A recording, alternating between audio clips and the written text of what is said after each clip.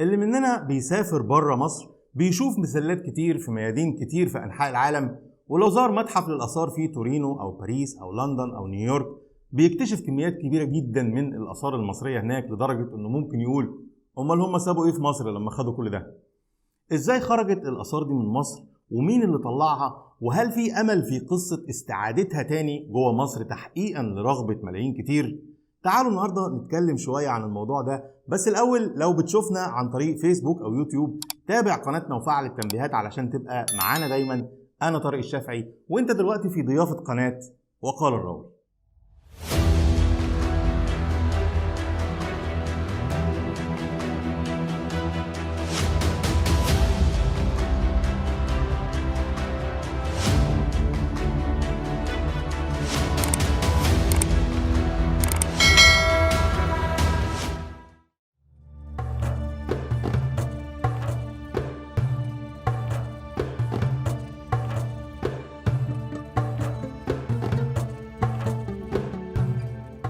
لما بنتكلم عن سرقة الآثار ناس كتير بتقول إن ده حصل في الفترة اللي كانت بعد الاحتلال الفرنسي، لما 12 كتاب وصف مصر ابتدى الشغف يزيد بالآثار المصرية، ابتدى يبقى لها سوق في أغلب متاحف العالم، اللي بقى بيطلب يشتري أي قطعة منها وبأي تمن. الأمر اللي دفع عصابات منظمة إنها تيجي هنا مصر تتجول بحرية في أراضيها وتشيل اللي إيديها تيجي عليه من أي مكان. لكن في الحقيقة إن الموضوع بيبدأ بصورة أبعد من كده بكتير. زمان لما المصريين كانوا بيدفنوا الميت كان بيدفن معاه كل متعلقاته وذهبه واكسسواراته وحتى عفش بيته، وده شجع كتير من الحرامية إنها تسرق المقابر دي وتاخد متعلقات الميت وتبيعها أو تعيد تشغيلها تاني لو كانت ذهب وتستنفع منها. بعض البرديات اللي عثروا عليها بتحكي عن عصابات منظمة لسرقة المقابر من عصر الدولة الوسطى، كانت بتتكون من بعض الصنايعية، نجارين وفلاحين وبنايين، من الناس اللي بنوا المقابر دي نفسها. ورغم ان اماكنها المفروض انها سرية، لكن بعد دفن الميت بشوية ولما الدنيا كانت بتهدى مدافن كتير كانت بترجع تتفتح تاني، يتاخد اللي فيها او اغلبه او جزء منه حسب الظروف ما تسمح. ده اللي دفع كتير من ملوك الدولة الحديثة ان هم يشددوا الحراسة على منطقة المقابر بشكل يمنع اي مغامر من الحفر والتنقيب. النظام ده حمى مقابر كتير وقتها ومنع كتير من الحرامية من السرقة، لكن برضه في العصر الحديث لقينا عدد من الملوك دافن معاه ملوك تانية من عصور تانية قبله في القبر الملكي بتاعه. ده لأن الناس دي تعرضت للسرقة ولحقوا مومياواتهم قبل ما تتخرب وأعيد دفنها تاني في أماكن تانية. فيهم اللي اتنقلوا من أماكنهم أكتر من مرة، لدرجة إن لما حد من العصر الحديث بيلاقيهم بيبقى عارف إن دي موميا ملكية بس مش عارف دي بتاعت مين. في حلقة الملك توت عنخ آمون، رابط الحلقة هيظهر فوق دلوقتي، قلنا إن كارتر وهو داخل السرداب قبل ما يدخل المقبرة لقى مجموعة أواني فخارية مكسرة ومرمية على الأرض، في حين إنه لقى أختام الباب سليمة. وقبلها بسنين وعلى بعد 20-30 متر كده من المقبرة كانوا لقوا مجموعة أواني فخارية وألاباستر في أوضة متواضعة تحت الأرض مكتوب عليها توت عنخ آمون في خرطوشة ملكية. قالك إن دي لا يمكن تكون مقبرة ملك. حقيقة الأمر إنه بعد دفن الملك بفترة نجح بعض الحرامية في الوصول لمقبرته وفتحوها وبدأوا يحولوا منها بعض اللوازم. ولما تنبهت الكتيبة اللي كانت بتحرس المقابر وجت علشان تمسكهم، دفنوا اللي معاهم بسرعة في أوضة سرية والباقي سابوه على الأرض وهربوا. وتولى بعد كده كبار الموظفين إعادة المسروقات اللي لقوها وإعادة قفل الباب وأختامه من جديد، لغاية ما جه كارتر واللي معاه بعد 3200 سنة وفتحوا المقبرة. لكن برضو الموضوع ده ما كانش حل عملي من الدرجة الأولى، لأنه أيا كان الأمر بيبقى معروف برضو بالنسبة لكبار الموظفين، وهم دول اللي كونوا العصابات الجديدة اللي بقت بتسرق المقابر في عصر الأسرة العشرين وما بعدها، في فترة تراخت فيها القبضة الأمنية وزالت شوية بشوية قوة الدولة.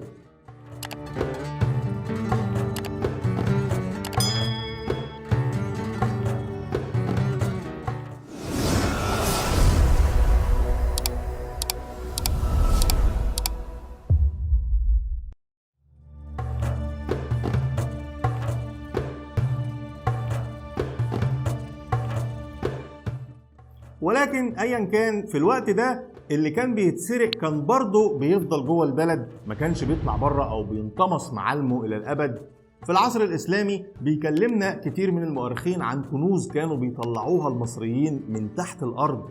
طبعا هم يقصدوا الذهب والمشغولات القيمة اللي كانت بتدفن مع الميت، لأن وقتها التماثيل واللوازم والمقتنيات التانية اللي كانت بتبقى في القبر ما كانش بيبقى لها تمن ولا قيمة. بيقول المؤرخ ابن زلاق نقلا عن ابن عبد الحكم إن الأمير أحمد بن طولون في يوم كان ماشي في الصحراء مع كتيبته، انزلقت رجلين الفرس بتاعه في حفرة، فوقع هو من على الفرس، ولما قام لقى فتحة في الأرض، نزلوا الفتحة ديت لقوا أوضة كبيرة فيها كنوز ونفائس. بيوصف فيها ابن زلاق وصف كده من اللي بيتكتب يجي 10-15 صفحة. أغلب الظن إن دي كانت مقبرة مصرية قديمة وكانت لسه بحالتها وبخيرها. طبعا بيفرح ابن طولون وبيتعهد قدام جنوده إن هو يصرف الأموال دي في الخير، فأعاد صهر الذهب وسكوا دنانير بلغت حوالي 1000 دينار بيبني منها مسجده الشهير وبعض المباني الملحقة بيه. وفي العصر الأيوبي بيحكي ابن الأثير عن الكنز اللي لقاه الوزير بهاء الدين قراقوش لما كان بيهدم بعض الأهرامات الصغيرة في الجيزة علشان ياخد أحجارها يبني بيها قلعة الجبل وسور القاهرة، واللي برضه استخدم الذهب بتاعها في نفقات البناء. أما باقي النفائس اللي كانت في الكنز فزينت بعض قصور الإمراء وكبار قادة الجند. أما بقى المومياوات فكان دي لها شغل تاني. بعض السحرة اللي كانوا عاملين نفسهم أطباء وقتها أشاعوا بين الناس القوة السحرية لمسحوق المومياوات دي لما كانت بتمطحن. كانوا بيشربوها في مية أو بيحطوها في الأكل أو بيضيفوا إليها بعض الزيوت ويعملوا منها مراهم ودهانات، ويعتقدوا في قدرتها الفائقة على شفاء بعض الأمراض المستعصية وكمان زيادة القدرة الجنسية عند الرجال. وده اللي خلى المومياوات دي لها تمن ولها سوق، ولو حد من الفلاحين حفر ولقى تحت بيته حاجة زي كده كان بيبيعها وبتمن كويس جدا وبيلاقي اللي يشتريها منه كتير. الموضوع ده اتنقل من مصر للتجار الطلاينة اللي كانوا بينزلوا اسكندرية في طريقهم للهند، اللي هو كان طريق التجارة القديم وقتها في القرن ال12 وال13، وده فتح للمومياوات دي سوق بره مصر، خلى عديد منهم إلى جانب التجارة يشتغل في جمع المومياوات ويشحنها على نابولي وفينيسيا وجنوة وصقلية. هناك كانوا بيطحنوها وتتباع للأوروبيين بالجرام ومقابل مبلغ كبير. وبيؤكد المعلومة دي الشاعر ويليام شكسبير في روايته ماكبيث اللي حكى عن قدرة مسحوق الموميا في شفاء بعض الأمراض، إلى جانب أنه بعض الرسامين الطلاينة في عصر النهضة كانوا بيضيفوا مسحوق المومياوات دي لبعض ألوانهم في لوحاتهم الفنية، بيقولوا إنها كانت بتمنع تشققها وتعيش أكتر زي ما الموميا قعدت كده آلاف السنين. واتنقل هوس المومياوات دي كمان للعالم الجديد في أمريكا في القرن ال18. بيقول بعض التجار إنه مع ندرة سفر المومياوات هناك وزيادة الطلب عليها في نفس الوقت لجأ البعض منهم إلى خطف بعض العبيد الأفارقة وحرقهم بالنار لغاية ما يتفحموا. بعد كده كانوا بيطحنوهم ويبيعوهم في نيويورك على إن هم مسحوق مومياوات لغاية ما اتكشفوا، واضطرت السلطات هناك إنها تنشر الكلام ده في صورة فلايرز تتوزع على الناس في الشارع علشان تمنع عملية الإتجار في المومياوات وبسرعة. الحاجات دي شجعت بعض المغامرين إلى إنهم ييجوا هنا مصر يباشروا عملية البحث عن المومياوات دي بنفسهم، زي البريطاني ريتشارد بوكوك، واللي يعتبر من أوائل حرامية الآثار الأوروبيين اللي جه هنا مصر في القرن ال18 وتحديدا عام 1737. عمل رحلات استكشافية في الجيزة، يعتبر هو أول من استكشف هرم خوفو من الداخل في العصر الحديث، وكان من الجراءة بحيث إنه بيروح يأجر ناس ويسافر لوادي الملوك ينقب عن بعض المقابر وينزل تحت يحول منها المومياوات من غير ما يخاف من حد. ولما تصدى له الناس من أهالي الأقصر واللي استغربوا من جرأته الزايدة وكانوا هيضربوه، أخذ بعضه ومشي. ولكن بعد ما أخذ كتير من المومياوات والكنوز ورجع على لندن كتب المغامرة دي في كتاب ورسم فيها كمان كل استكشافاته، واللي لما اتنشر في أوروبا جذب مزيد من الحرامية والمغامرين لوادي النيل.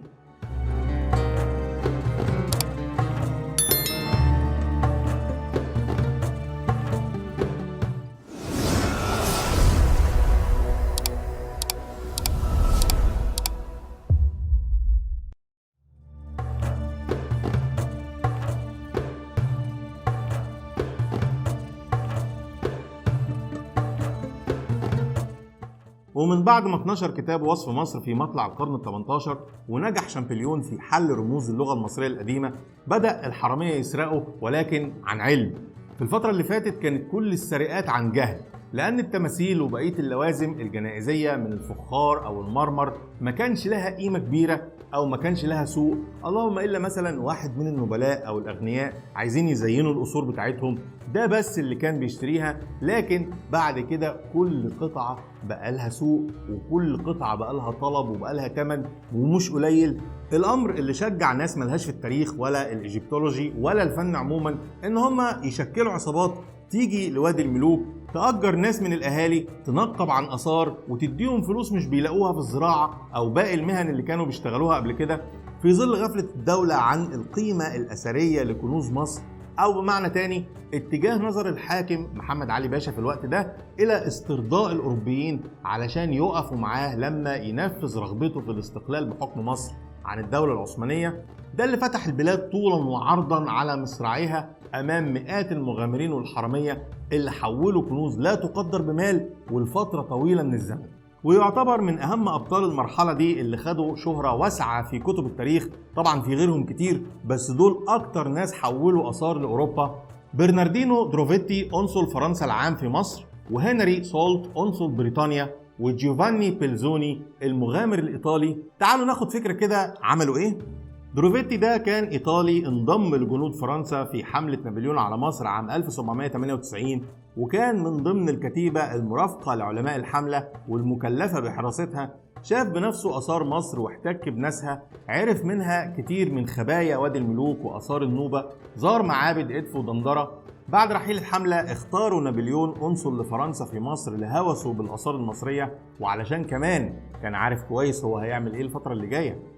فإلى جانب مهامه السياسية مع والي مصر الطموح محمد علي باشا، كان بينزل في رحلات استكشافية تنقب عن الآثار في وادي الملوك والعمارنة والجرنة وعديد من الأماكن الأثرية، واللي كان بيلاقيه كان بيشحنه أول بأول على فرنسا. كان دروفيتي بيحب يشيل ما خف حمله وغلى ثمنه: التماثيل الرفيعة أو المتوسطة، المشغولات الذهبية، أوراق البردي، واللي كان بيبيع الحاجات دي في باريس لحسابه، واللي ما تاخدوش باريس كان بيروح بيه على إيطاليا ويبيعه هناك. هو اللي نقل برديات متحف تورينو، واللي تعتبر من أقيم وأندر الاكتشافات في القرن ال19. أما بقى هنري سولت واللي كان قنصل بريطانيا العام في مصر، كان على العكس من دروفيتي، كان بيحب التقايل، حول لبلاده كتير من التماثيل كبيرة الحجم ومسلات وتوابيت رخامية ضخمة وأعمدة من بعض المعابد وحوائط من المقابر، كان برضه بيبيعها في لندن لحسابه، واللي ما يتباعش كان بيهادي بيه أصدقائه من الأغنياء ورجال الدولة.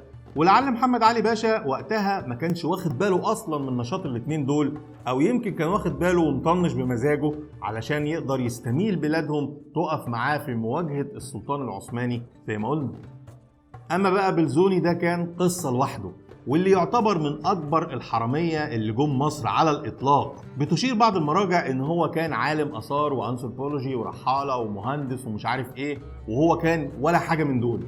هو باختصار كان مغامر بيدور على اكل عيشه، ومطرح ما ترسي بيدق لها زي ما بيقولوا. لما دخل نابليون بجنوده علشان يحتلوا ايطاليا في اواخر القرن ال18 وبدأ يفرض التجنيد الاجباري على الطلاينة، هرب منها علشان ما يدخلش الجيش، طلع على ايرلندا وهناك اتجوز واحدة واشتغل معاها في السيرك. هو كان ضخم الجسم، طوله بيعدي المترين وشوية، كان عنده القدرة ان هو يرفع ماسورة حديد قاعد عليها 5 بني ادمين من الناحية دي و5 من الناحية دي. الى جانب اللي عمله في السيرك كان بيقدم استعراضات هو ومراته في الشارع، يلموا فلوس من الناس اللي وقفت تتفرج عليهم. ولانه كان بتاع مشاكل، طرده البوليس في لندن واضطر يهرب على لشبونة في البرتغال. هناك لقي شغل في فرقة مسرحية، ولكن ما كانش بيعرف يتكلم برتغالي كويس، فاضطر ان هو يمثل بانتومايم او اداء صامت. بيقول ان هو في نفس الوقت درس الهندسة، اخترع ساقية ممكن انها تنقل المية لارتفاعات اعلى وبكميات اكبر، وسافر على مالطا علشان يسوق اختراعه هناك. ولما ملقاش سوق قال له واحد هناك ان مصر فيها والي طموح بيشتري الاختراعات دي وبيدفع كويس، طبعا يقصد محمد علي باشا. وده كان السبب ان هو جه مصر عام 1814 ورغم نجاح التجربة بتاعت الساقية قصاد محمد علي باشا، لكن هو مهتمش قوي بساقية بلزوني، في حين أعجب بيه القنصل البريطاني هنري سولت، هو اللي قال يستغل مهاراته في تصميم الروافع في إن هو ينقل التماثيل الضخمة والمسلات اللي كان عايز يشحنها من الصعيد لإسكندرية ومش عارف. ولما راح بلزوني للصعيد بدأ الفصل الأهم في حياته. من الأقصر حول تابوت جرانيتي ضخم لرمسيس الثالث، غير 20 تمثال لسخمت خلعهم من معبد الكرنك، غير تمثال ضخم لرمسيس الثاني كان بيقول عليه ممنون الصغير، اتكسر منه وهو بيشيله فنقل نصه وحفر اسمه على النص الثاني. التمثال ده معروض حاليا في المتحف البريطاني. غير التنقيبات اللي عملها في وادي الملوك، اكتشف مقبرة الكاهن آي ونقل منها عديد من البرديات إلى جانب 6 مقابر ملكية في وادي الملوك، أشهرها مقبرة سيتي الأول واللي فضلت لفترة طويلة اسمها مقبرة بلزوني.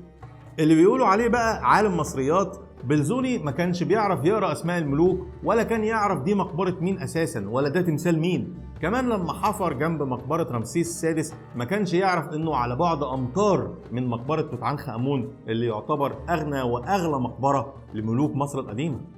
ده غير رحلات استكشافية قام بيها بلزوني على مدار 5 سنين، استكشف فيها الواحات البحرية وبقايا ميناء برنيس اللي كانت بتعود إلى العصر البطلمي على ساحل البحر الأحمر. ده غير إزاحته للرمال من على معبد رمسيس الثاني في أبو سمبل، واستكشافه لهرم خفرع أو الهرم الأوسط من الداخل. تقريبا هو أول إنسان في العصر الحديث بيدخل الهرم ويحفر اسمه هناك. كمان نقل من الأماكن دي عديد من الآثار حتى لو كانت حاجات ما تتنقلش، زي مثلا أعمدة من بعض المعابد، حوائط مقابر عليها رسومات ملونة قطعها بلزوني معرفش ازاي رغم ان دي كانت منحوتة في الصخر. كمان شال بعض حوائط من المعابد، باع اللي باعه في المتحف البريطاني وراح خد الباقي وراح بيه عمل معرض في إيطاليا، باعهم وكسب منهم مبلغ كبير.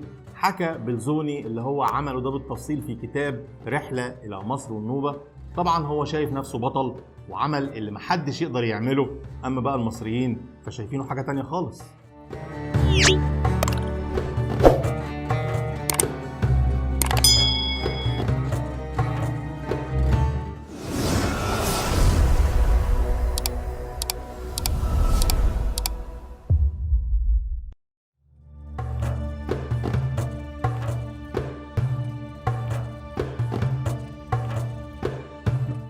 وفي عصر الوالي محمد سعيد باشا أواخر القرن 19 ولعدم وجود كوادر مصرية صالحة للعمل في الحكومة، استعان سعيد ببعض الكوادر من فرنسا وإيطاليا وألمانيا، ومن أوائل اللي استعان بيهم في مجال الآثار كان العالم الأثري الفرنسي أوغست مارييت، واللي منحه بشوية وأسند ليه رئاسة مصلحة الآثار وأنشأ أول متحف لآثار مصر في بولاق. في الفترة دي والفترة اللي قبلها بدأ حكام مصر ياخدوا بالهم من قيمة الآثار بتاعت البلاد. أصدر محمد علي باشا فرمان في أواخر أيامه بينظم عمليات الاكتشافات الأثرية ويمنع خروج الآثار بره البلد، وده القانون اللي ما اتطبقش أو ما نزلش حيز التنفيذ الفعلي، لأنه بعدها دخل في صراع مع الباب العالي ومواجهة مع الدول الأوروبية، وده اللي شغل باله عن متابعة نشاط حرمية الآثار. ومن بعده جه عباس حلمي الأول وده ما كانش له أي توجهات ثقافية من أي نوع، ومن بعده جه سعيد باشا واللي كان بيهادي آثار مصر لعدد من ملوك وأمراء أوروبا، فبالتالي مش هيوقف نشاط أي من البعثات الأثرية. لكن لما جه مريد باشا قدم أول مشروع قانون ينظم عملية الاكتشافات الأثرية، وهي ضرورة حصول أي بعثة استكشاف على تصريح من الحكومة المصرية مع تسليم نص اللي اكتشفوه للمتحف المصري بعد انتهاء عملية الحفر. كمان منع نقل التماثيل والمسلات وحوائط المقابر من مكانها، واللي هيتمسك بيعمل كده هيدفع غرامة كبيرة جدا. أسس زي ما قلنا أول متحف للآثار في بولاق، وعمل أول مدرسة بتعلم الإيجيبتولوجي وتدرس اللغة المصرية القديمة لأبناء مصر. كمان قام بعدد من الاكتشافات الهامة لحساب مصلحة الآثار، ومن أهمها كان سرابيون سقارة، واللي اكتشفه من الوصف بتاع المؤرخ اليوناني أسترابون. راح لسقارة وأزال الرمال من على مدخل المعبد، ولكنه شال كل تماثيل أبو الهول اللي كانت على جانبي المدخل وشحنها لباريس، وهي حاليا من معروضات متحف اللوفر، ويبدو أن القانون بتاعه ما كانش بيتطبق عليه.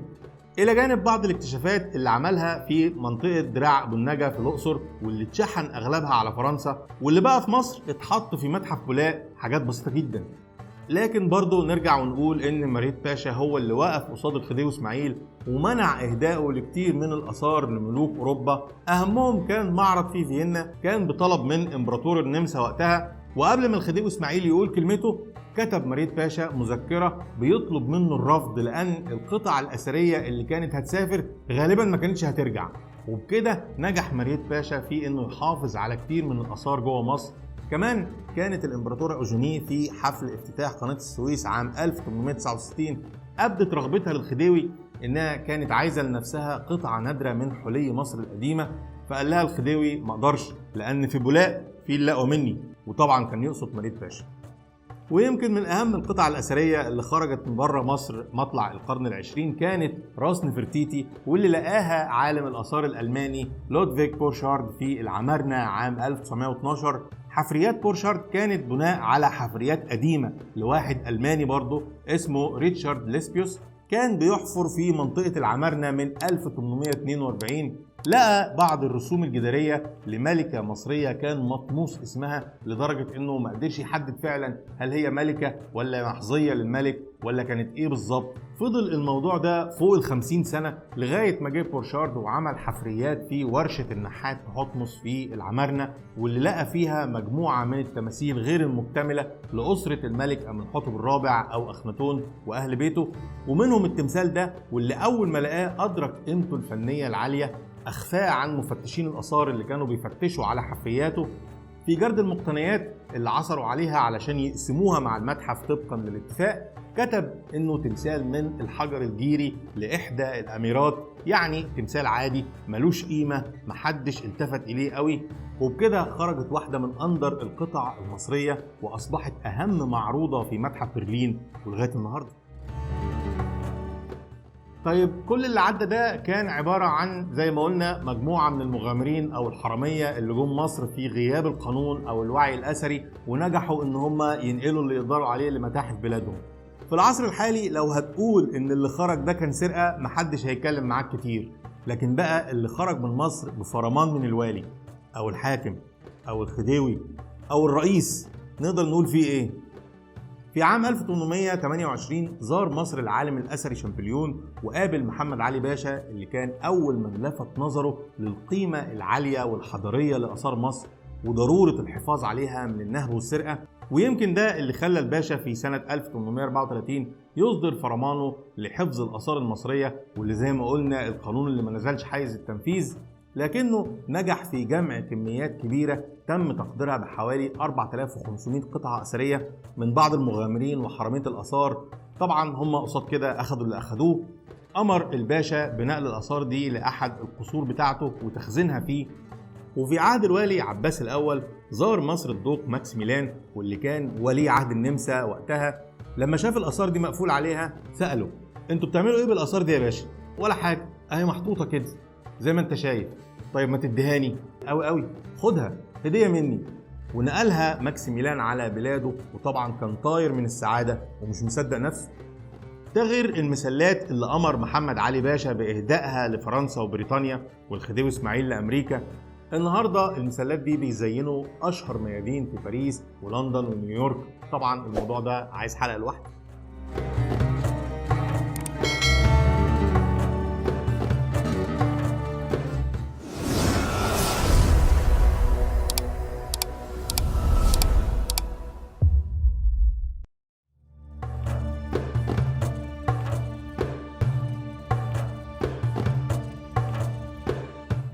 وفي العصر الحديث في عام 1958 قررت مصر بناء السد العالي في عهد الرئيس عبد الناصر بسبب المية اللي كان هيحجزها السد وراه عديد من معابد. منطقة النوبة كانت مهددة بالغرق، ولما كان الموضوع ده كبير ومحتاج لخبرات هندسية أجنبية طلبت مصر رسميا من هيئة اليونسكو إنها تتدخل للحفاظ على التراث الإنساني، لأن موضوع السد ده ما كانش فيه نقاش، هبني السد يعني هبنيه، اللي صعبان عليه بقى المعابد دي يجي ينقلها. وجت فعلا الخبرات الأجنبية من هولندا وأسبانيا وألمانيا وأمريكا وإيطاليا تحط سيناريوهات وأفكار لنقل المعابد دي مع المحافظة عليها. تكلف المشروع ده حوالي 40 مليون دولار، تم تمويله بالكامل من اليونسكو. تم المحافظة على معبد أبو سمبل ومعبد رمسيس اللي جنبه في أماكن أعلى من أماكنهم اللي كانت قبل كده منعا للغرق، في حين تم منح باقي المعابد للدول اللي شاركت في عملية النقل. كانت من نصيب أمريكا معبد دندور واللي اتنقل بالكامل في متحف المتروبوليتان للفنون في نيويورك، معبد ديبود واللي تم نقله إلى أسبانيا، معبد طافا واللي تم بناؤه في العصر الروماني تم نقله وإعادة تركيبه هناك في متحف الآثار في ليدن في هولندا، وأخيرا معبد إليسيا تم فكه ونقله إلى إيطاليا. بعد اللي احنا استعرضناه ده بقى، هتستعيد الآثار دي إزاي؟ أغلبها زي ما احنا شايفين خرج من مصر ناتج عن عمليات سرقة علنية، لكن في نفس الوقت انت ما كانش عندك قانون لحماية الآثار ولا تنظيم عملية الحفر والتنقيب والاستكشاف. وده اللي بيخلي الأوروبي يقولك في أي مفاوضات بتكون بينكم إن هو تدخل لحماية تراث الإنسانية من إنه يضيع أو يروح لحد ما يعرفش قيمته. ولما ظهر في مصر أول قانون بينظم عملية التنقيب بتاع ميريت باشا اللي قلنا عليه، بقت أغلب الآثار بتخرج من مصر بشكل رسمي. أي بعثة أثرية كانت بتنقب عن الآثار في أي مكان بيفتش عليها، أو المفروض يعني مفتشين من مصلحة الآثار، ولما تخلص استكشافاتها بيتعمل جرد باللي هي اكتشفته ونشوف هتاخد إيه والمتحف المصري هياخد إيه. في عهد جاستون ماسبيرو تم تعديل القانون ده إلى إنه أي موميا أو تابوت أثري أو حتة آثار نادرة أو ملهاش مثيل دي هتبقى من نصيب المتحف، تبقى من النص اللي هو هياخده والمكتشف ياخد النص التاني. وبكده تحفظ المتحف على أغلب القطع الأثرية اللي كانت في مقبرة الملك توت، حتى القطع اللي سلكها كارتر لنفسه من ورا المتحف ونجح إن هو يسقطها من الجرد، أغلبها كانت من الرفايع، في حين تحفظ المتحف المصري على القطع الكبيرة اللي قيمتها لا تقدر بثمن.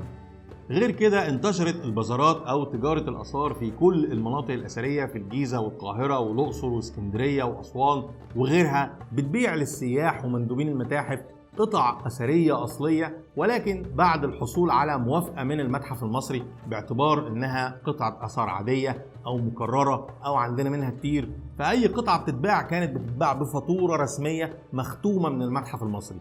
قول لي بقى، حاجة زي كده هتستعيدها من بره إزاي؟ في عام 1983 صدر أول قانون فعلي للحفاظ على الآثار بينظم عملية استكشافها بشكل أكبر وبيمنع بيع الآثار بشكل نهائي في البازارات، وبيمنع كمان رئيس مصر من إن هو يهدي أي قطعة أثرية مهما كانت قيمتها باعتبارها ملكية عامة ومش بتاعته.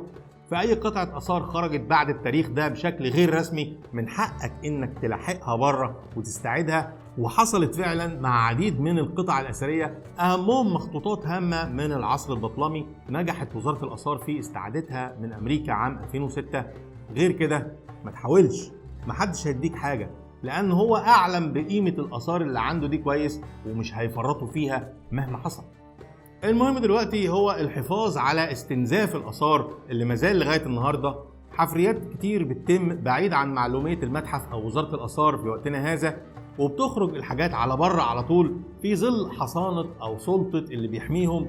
الموضوع ده وراه رجال أعمال عملوا ثروات ضخمة، أشهرهم لسه مقبوض عليه من وقت قريب بدون ذكر أسماء يعني كلنا عارفينه، واللي كان بيتقال عليه من 30 سنة إن هو راجل عصامي ورجل أعمال وطني وأكبر مستثمر في مجالات عديدة. طبعا كلنا دلوقتي عرفنا مصدر ثروته منين وغيره وغيره. الجهود المبذولة لاستعادة القطع الأثرية من بره ياريت لو توجه للآثار دي. في نفس الوقت احنا مطالبين بإحكام القبضة الأمنية أكتر وأكتر للحفاظ على نزيف الآثار اللي مازال مستمر لغاية النهاردة. محتاجين عناية أكبر في استنزاف الطاقة في غير محلها.